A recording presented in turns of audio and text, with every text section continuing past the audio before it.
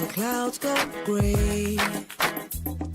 The thunder roars and the earth sings. The season's just beginning.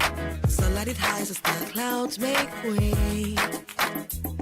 For the pouring of my blessings, I will not be afraid. I see it now, I understand, I know. One, with the sister hills of Nigeria. This is a sight to behold from an area view. These hills are so called and unique for traversing through Kaduna, the Plateau, Bauchi, Gombe, Adamawa, Taraba, Benue, Enugu, Ebonyi, and Cross River State. You won't believe it. That's why they are called sister hills. From the east through the state that I've mentioned, the hills provide canopy view and give rest to sun when it sets and rises. These cascading hills share frontiers with the Cameroon Mountain at the fringes of Cross River and Taraba / Adamawa. Beautiful scenario out of this world, I tell you, is a must visit. And it's doable. I mean, all the places I'm going to mention are places that are viable and is visitable. You can go there tomorrow if you wish. Then secondly, I'm going to talk about the confluence of River Niger and Benue. This is located in Lokoja, Kogi State.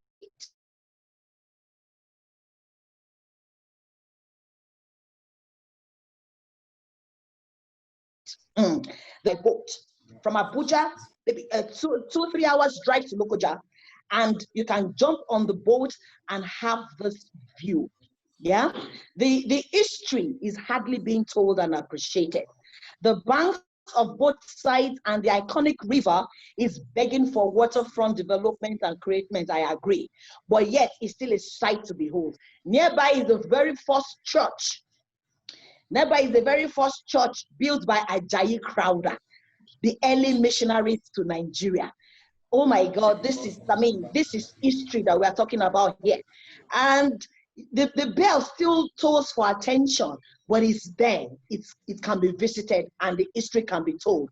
We also have Mount Patti, Loluga territory in Lokoja. This place gives you the natural pictorial advantage over the city and the harbor of River Niger and Benue. Beautiful location. Don't blame me when I talk about Nigeria. I'm always so excited because I am an ambassador of Nigerian tourism. Then I'll go to number 3, late Christian Ono, a top politician from the east, and the father of Bianca Ojukwu. Yes, my beautiful country. Then my number 4. This is a beautiful place. Number 4 for me will be Awhum Waterfall in Enugu.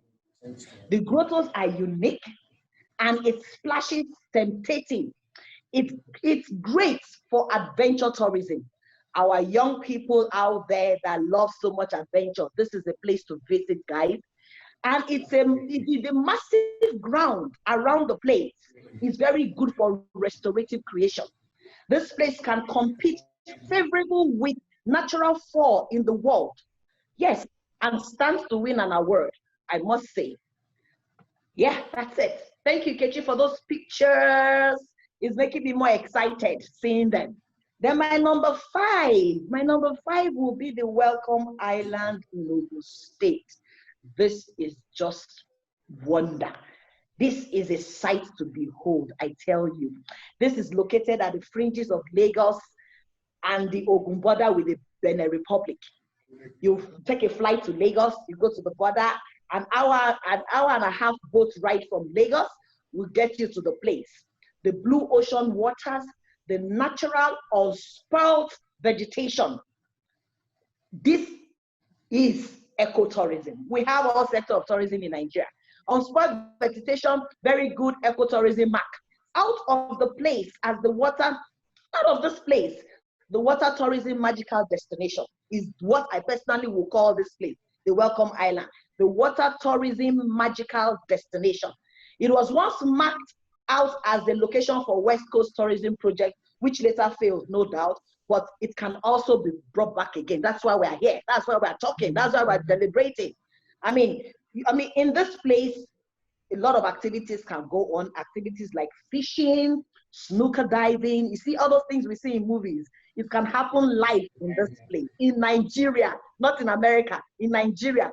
Fishing, snooker diving, jet skiing, boat riding. This place is an undiscovered wonder, sincerely, undiscovered wonder. There are a lot more. Nigeria is so blessed. But my assignment is to give 5.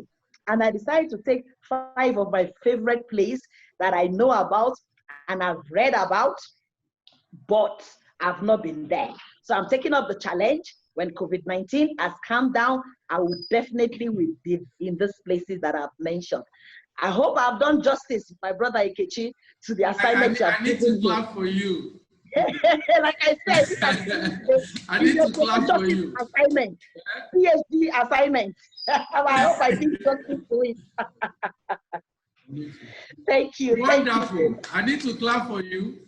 Yay! Thank you.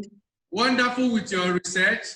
Even for us to find those pictures, my people are struggling to get those pictures.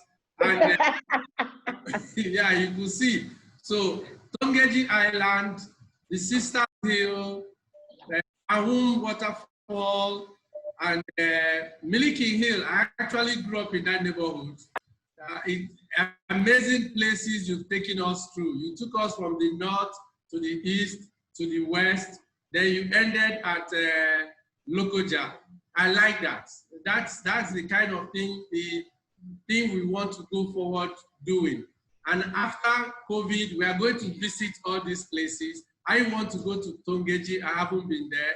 So, and I thank you for that. I hope Okorie is ready, because we are going to bring on Okorie to share with us his own experience. And for people who haven't seen my new look, I decided to move my COVID protection so that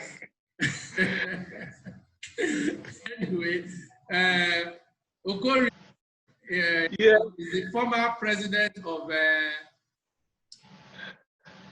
and Okorie has been everywhere. If you see this shirt, for you to have this shirt, you must have been a veteran. Yeah, you must have been a veteran. So you must have been in the first 7 Wonders series. So Okorie, you're welcome. Can you share with us your own destination that you want Nigeria to?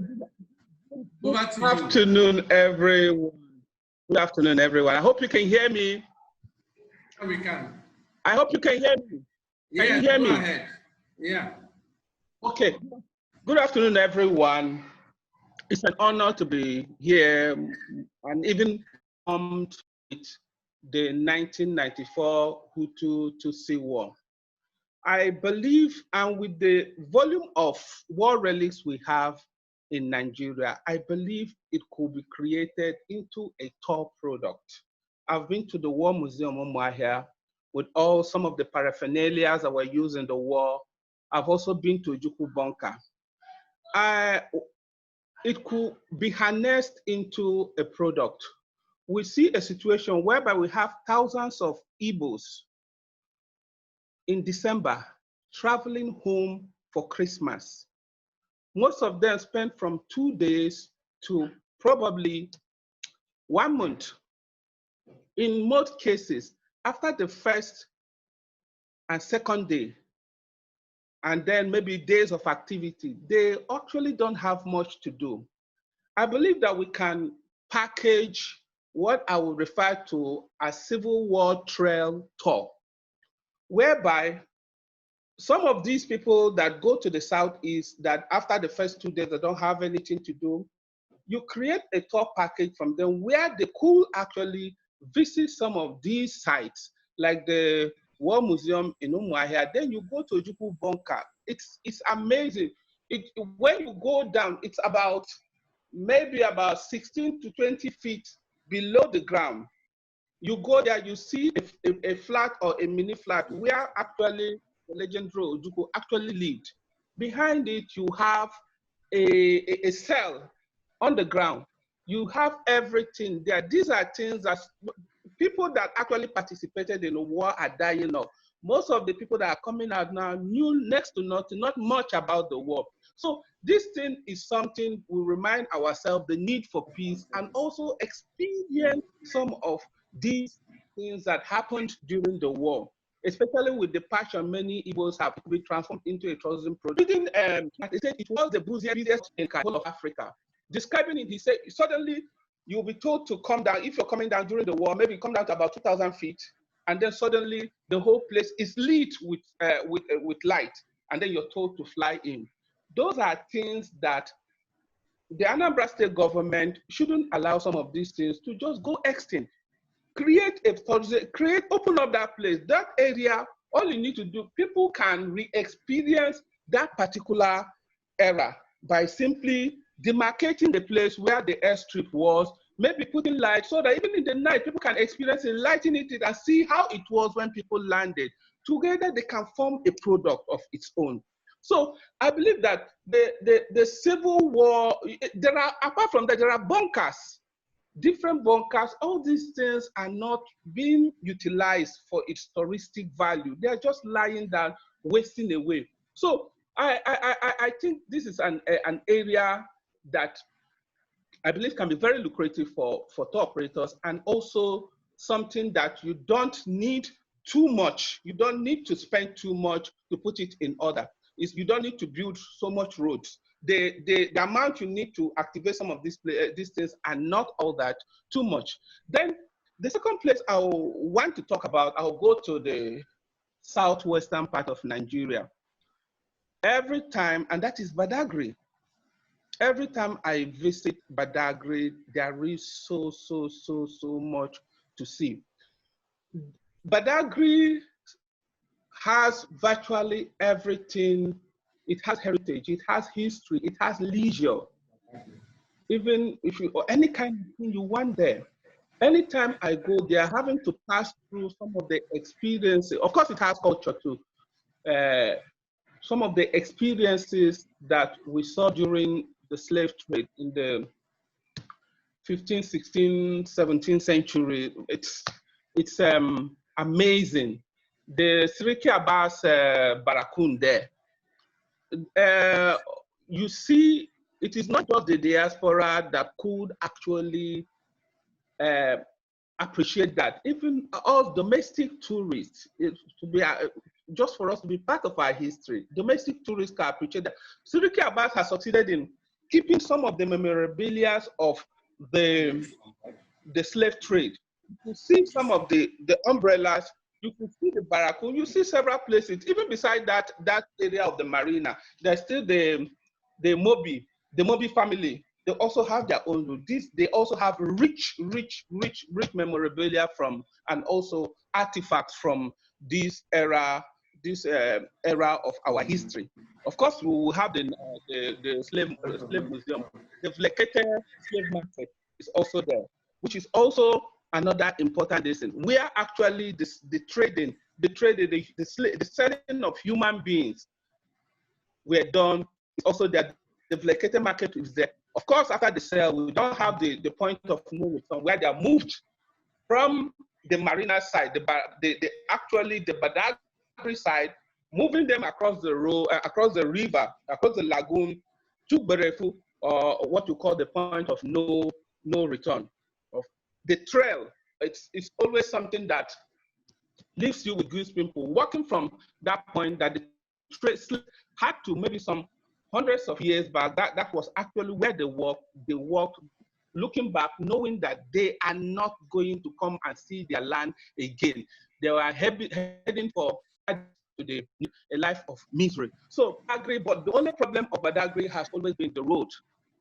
I think the federal and the state government should, it's a nightmare as at now, but roads are something that could be constructed. I know there's already a project going on that's up to a certain point along the Badagry route, but I believe that it will even be much easier by the time the roads are completed. Aside that, those are into leisure tourism. I've been to several countries in the west coast of West Africa. I'm still trying to get a country that has the kind of lush sandy coconut beach that you have in Badagry, not just in the Badagry, the whole of the something very, very marvelous. So those that may not necessarily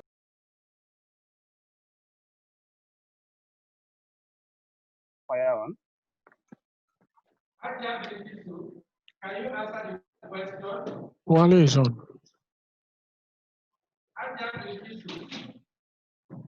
Wale is Hello, on. can I go on?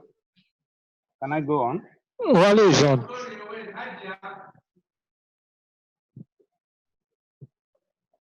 Can we hear you?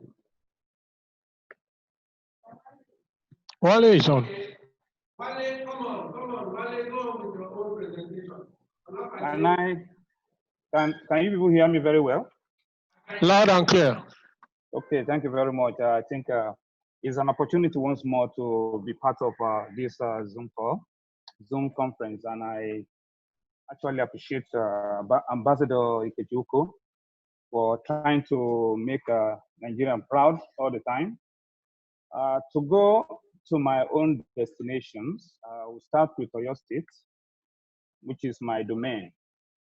We have the Ado Awai suspended lake. I think the only suspended lake in Africa and the second in the world, which is a very unique place. It has been there for a very long time, and nothing has been done about it. However, the place is serene and is very, very attractive, and it has a lot of story tied to it that will attract people from all over the world and even domestically here. Also in Oyo State, we have the Bawa Stoa, which is a lighthouse that stands at a hill where you can view Ibadan, the panoramic view of Ibadan at the whole.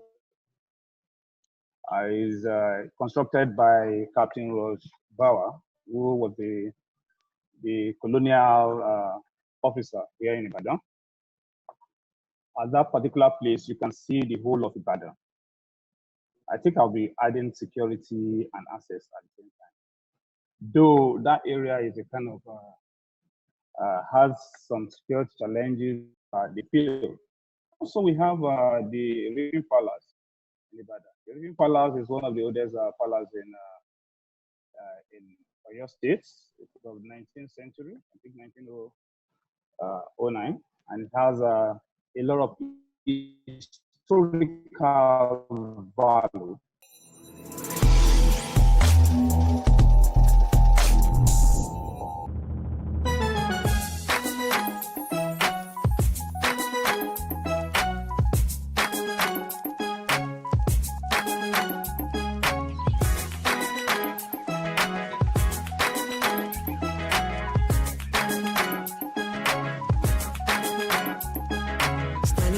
As the clouds go gray, the thunder roars and the earth sings. The season's just beginning.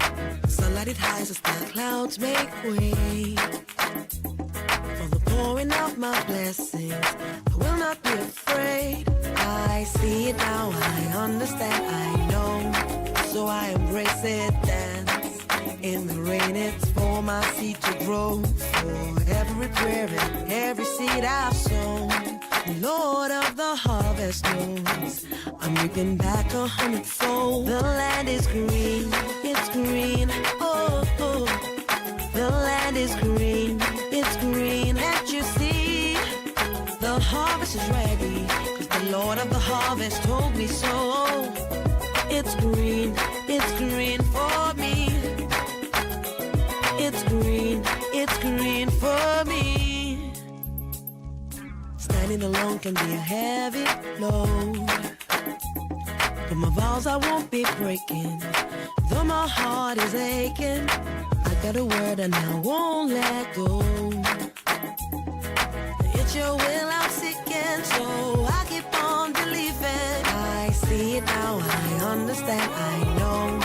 So I embrace it, dance once again it's time for me to grow. For every prayer and every tear I've sown, Lord of the harvest knows I'm reaping joy 100-fold. The land is green, it's green, oh, oh. The land is green, it's green. Can't you see? The harvest is ready, 'cause the Lord of the harvest told me so. It's green for me. I thought it was over, thought you were done with me, but we're just beginning. Whoa, my life is a journey. I will walk with you, I will go where you want me to. Yes, I will go. Come on.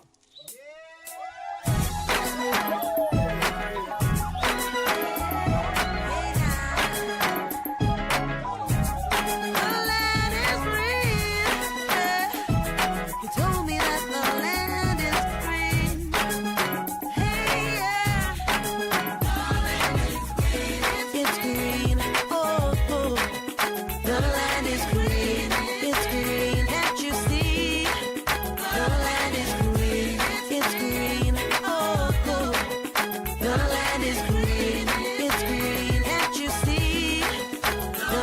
is green.